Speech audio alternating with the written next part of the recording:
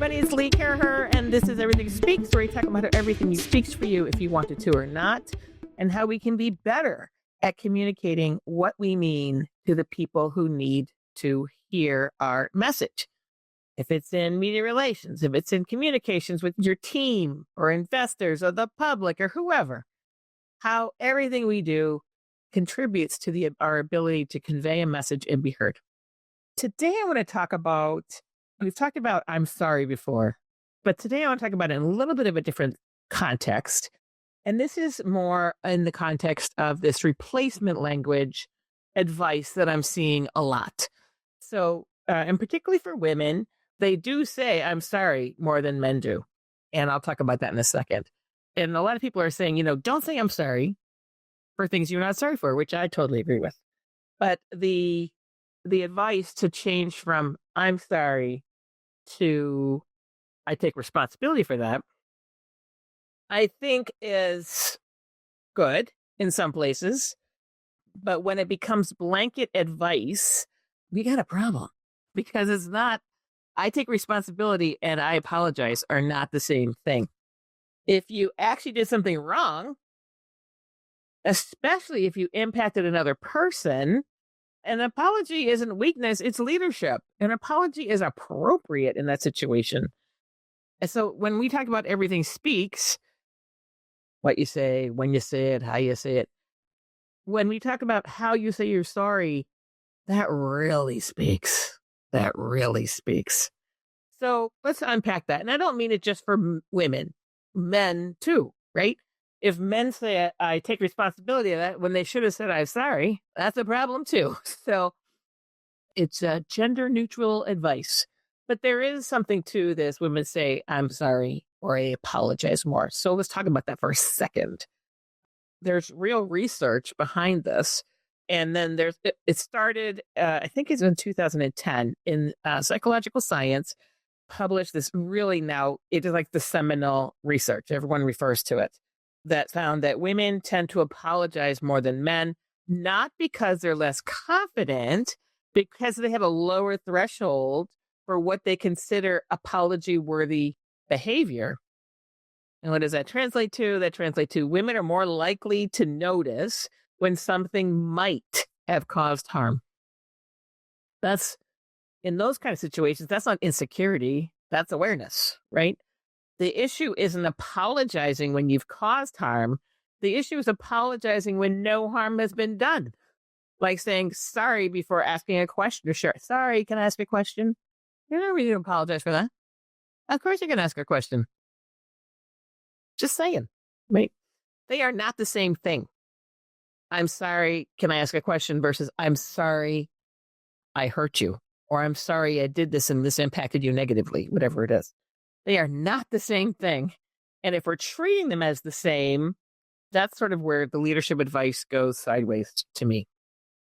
So somewhere along the lines of helping, particularly women or men who apologize too much or aren't forceful in their language or don't have gravitas or whatever it is, the nuance of it all sort of went off the rails. So we went from don't apologize for existing to never apologize at work. And that's not empowerment. That's emotional avoidance, for lack of a better term. And it's dressed up as confidence. Don't ever apologize. Well, what if you screwed up? What if you hurt somebody? What if what you did hurt somebody's career? You should apologize for that.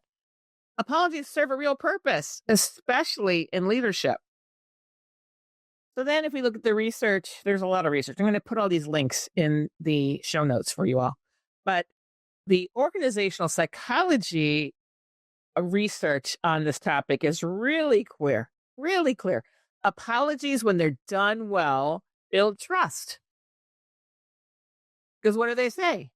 They say they acknowledge of the impact, the ownership of the behavior, the expression of remorse, commitment to change. That's really important. We'll come back to that. Notice what's not on the list. Sounding like a doormat.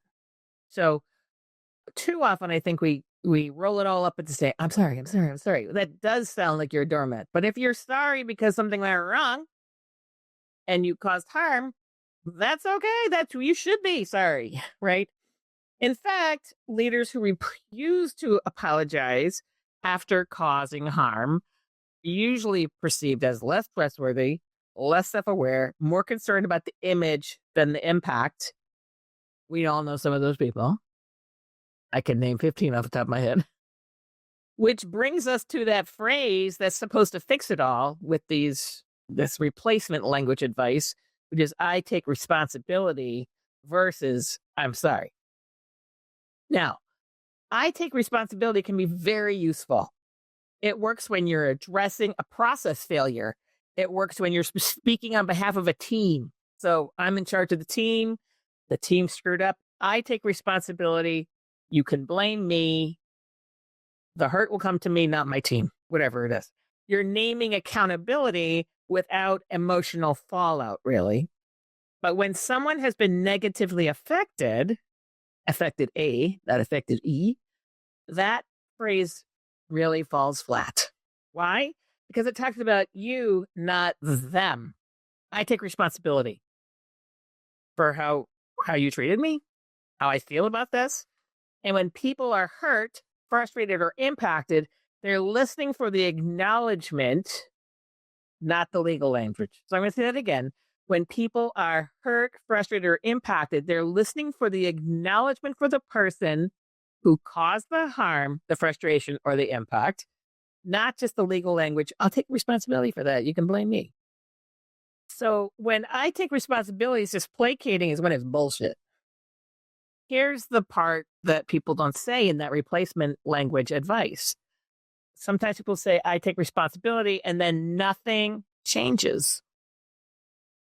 Same behavior, same issue, same impact.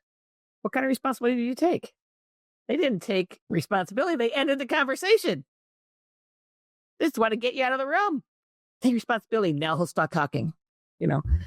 Research on trust repair shows something really, really important on this. Responsibility without behavior change erodes trust faster than saying nothing at all. Let's say that one again, too. Responsibility without behavior change erodes trust faster than saying nothing at all. Why? Because people stop listening to the words and start watching for the patterns.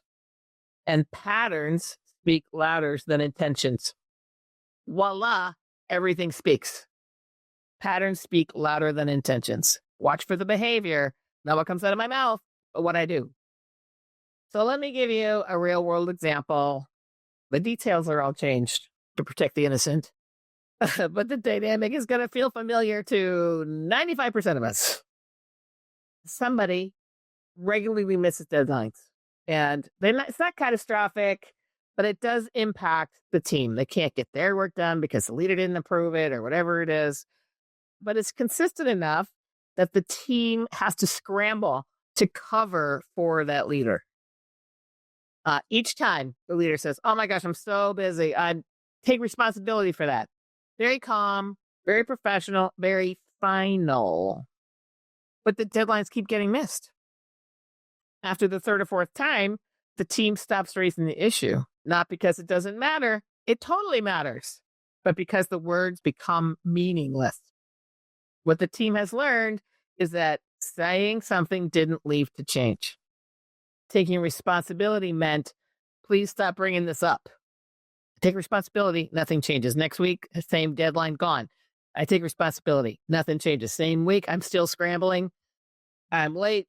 I didn't get anything done. I say, I take responsibility, and I don't change. Well, they're going to stop trusting me. Accountability was verbal, not behavioral. And if it's verbal, not behavior, you're not speaking the truth. Trust didn't erode in one big moment, but trust eroded quietly through repetition because the responsibility that you apparently took didn't come with a behavior change that was required for your responsibility. So what real responsibility actually requires, the research on this is, it's like a PowerPoint page. 3 points. 1, acknowledgement. Taking responsibility is this. I acknowledge the situation. I'm sorry. I see the impact. 2, ownership. This is on me. I own this. And 3, change. Here's what I'm going to do differently. That's what real responsibility is in a nutshell. Acknowledgement. I'm sorry, I see the impact. Ownership. This is on me. And 3, change. This is what I'm going to do differently. If you do not hear that from the person who says, I take responsibility, you got nothing. You got worse than an apology. Without the third, the change, the first 2 are just theater. It's performative. It's like, make them stop talking to me. And everybody knows the difference. Everybody knows the difference. Every time I take responsibility, I think I had this conversation with you a month ago. What's going on? So if you've had to say, I take responsibility more than once for the same behavior, you do not have a communication problem. You have a follow-through problem. So this is why I think what happens if we think about, I'm sorry, and I take responsibility and all the nuances and all that. This is why apologies sometimes get unfairly labeled as weak. A real apology creates expectation. When you say, I'm sorry, I won't do it again, people are going to notice if you do it again. The accountability pressure is exactly why apologies, when sincere, are powerful. I take responsibility can be abstract. I'm sorry makes it personal. And I don't care what anyone says, business is personal. We are all people. Ergo, it is personal. So, yes, don't apologize for things you shouldn't have, that don't deserve an apology. Ever. No matter who you are. Do apologize for things where you caused harm or negative impact, depending on your point of view. Maybe those 2 things aren't the same. Yes, use powerful language. Yes, be direct. Yes, own your mistakes. But remember, responsibility without change isn't leadership. It's just noise. There's a lot of noise. Wah, wah, wah, wah, wah, wah, wah. And when the harm is done, the strongest thing you can say isn't a workaround phrase. It's a real apology followed by real change. Because what? Everything speaks. What you said and what you did. They speak together, right? So, there you go. Yes, stop apologizing, whoever you are, man, woman, animal, kid, whatever, when it doesn't deserve an apology. Yes, use the I take responsibility when you're protecting a team or and you're in charge and there needs to be a point person. And then you got to follow it up with, what am I going to do differently next time? Sometimes I'm going to give you a rebate. I'm going to do this work next time, whatever it is. But I take responsibility without action ain't shit. All right. I'll probably get dinged for that one. All right, everybody. Until next time, I'm Lee Caraher, and this is Everything Speaks.